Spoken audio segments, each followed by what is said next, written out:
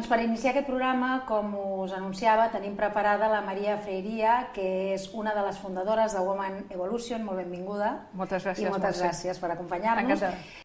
És més difícil per les dones, Maria, aconseguir la visibilitat? Sí, normalment sí.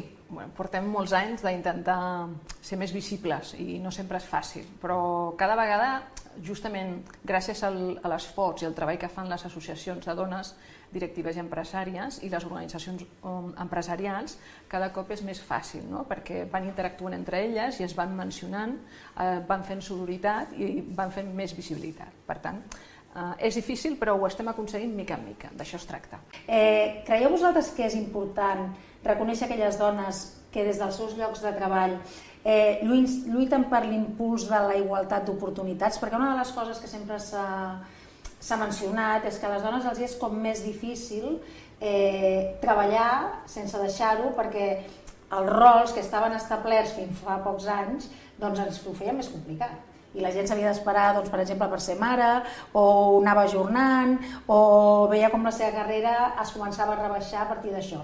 Tot això està ja començant a canviar, però no del tot encara, no? Hi ha tres conceptes que són claus en per què fem aquests premis i per què serveixen aquests premis. És, per un costat, valoració del treball de les dones dins les organitzacions, també reconeixement a la seva tasca i al seu compromís i, sobretot, impuls, perquè les dones també necessiten ser reconegudes, però que això sigui un impuls per elles dins les organitzacions perquè continuïn treballant.